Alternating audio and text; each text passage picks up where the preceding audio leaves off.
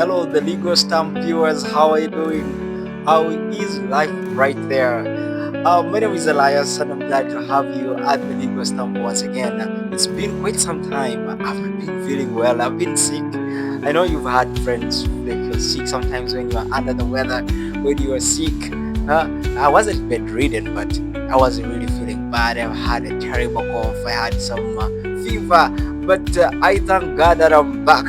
I am now safe and sound, though I'm trying to gather some strength. Who cares? We are back. That's great. That's life. So, welcome to the Legal Stamp, and this is where life meets law and even faith. So many people think the law and faith they are never mixed, but this is what we do right here, and we are going to be to delve into something that is very underrated. Some of the human fundamental right called the right to education. And by the way, today we are going to talk about a real life experience that your children, your brothers, or even you yourself went through. And this is not a boring way of you heard about class. They tell you about things to do with human rights. But today we are going to learn about something in a different, informal, or another way about the right to education. And we are going to see how the Universal Declaration of Human Rights emphasized the right to education. You could be asking yourself, what is the right to education? What is that thing? Now, many national constitutions around the world, everywhere, whether you be poor or whether you be rich, in most cases, they will introduce to you that you go to school. We have two types of schools. We have the public school system, we have the homeschooling system, and also informal systems where you sit with your ancestor, you sit with someone who is knowledgeable and tells you something you need to know, and you learn. When you are young or when you're growing, we are like sponges. We absorb anything. Remember, we are born not knowing much, but when you get a trustable source, our minds naturally wants to learn something. So today we are going to unpack the information that you get from education. We are going to see the beneficial information we acquire from schools. We are going to also see the misleading information. It is better to talk about this. One of the beneficial kind of information we glean from our normal public education or authorized formal kind of education is being exposed to the outside world. Now, school can open up your world, and you stop seeing life just as you are seeing it in your neighborhood or in your tribe or even at your clan, but you end up seeing it in a different way. So it opens up to another perspective or spectrum in life. And also, education helps you to know about your fundamental rights, like now the right to education. So, as the Bible says in Hosea chapter 4, verse 6, that my people are destroyed for lack of knowledge. So, knowledge or education kind of introduces to you such kind of knowledge about your right to education that you need to know.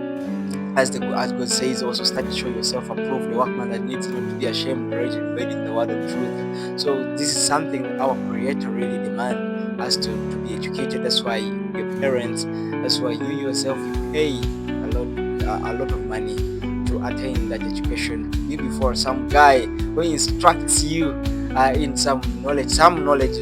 Some information is true, others another one is misleading. But today, now I have started with the beneficial kind of information, and I will end with some misleading kind of information.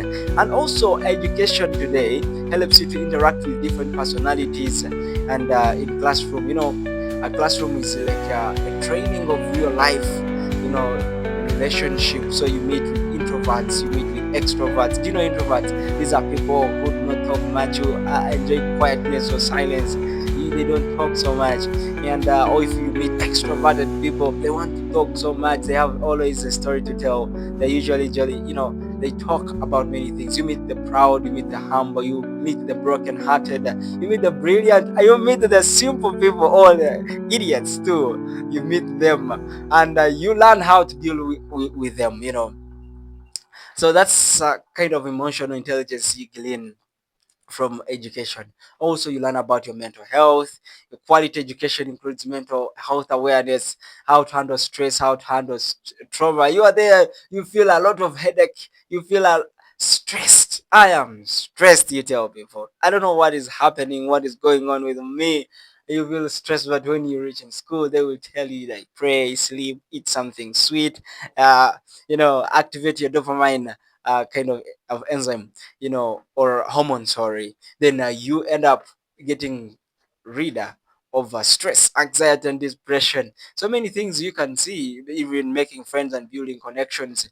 So in education, we get information that helps you to get close friends or future business partners, or people who are going to teach you many things. You build a network that stays beyond your graduation. When you leave that school, obviously you will go away with some people. Then you face language barriers. For me, I didn't grow up knowing English. Right now, at least I can speak something in English language. Why? Because of education. They set for us exams in English. They teach us, and other countries, French, they do Spanish, and other languages you can find there to fight language barrier. And also you get some skills, be an advocate, you learn to be a doctor, you learn to be a preacher too, you learn many things. You also learn about God, like religious education. What if I told you that much as you are enjoying that education, you think everything is very positive, it's good, that information is nice, but there could also be some misleading information that will kill your morals, that will kill your spirits, and also kill our faith towards God. Education is a powerful tool. It can open your eyes and it can shut your eyes. It can also blind your arms, and you end up not doing anything or living a depraved, wicked life in this world. So you might find some lies, some misleading information, like evolution. Evolution is a lie, that you came from nothing. You are told that you came from a single cell, or something random came, or there was an explosion, or you came from an ape, or you came from a monkey. Sometimes it annoys you. You ask yourself, why are they teaching me that? So how can you believe in a purpose or in a value when you don't even know where you came from? When you've been told that you came from an ape, you are an ape, you're a gorilla. Oh my goodness, you're chimpanzee. Oh my goodness, when the Bible says that God created man in his own image, created he them male and female, and they tell you there was no creation. And also they tell you that the first man was kin to a Muganda man in Uganda, who produced all the Europeans, all the Asians, all the Africans. They tell you that kin. So that information is trying to erase the existence of God. So it's quite misleading in one way or the other. And by the way, catch me in the next video. I'm going to continue talking about misleading kind of information, part 2.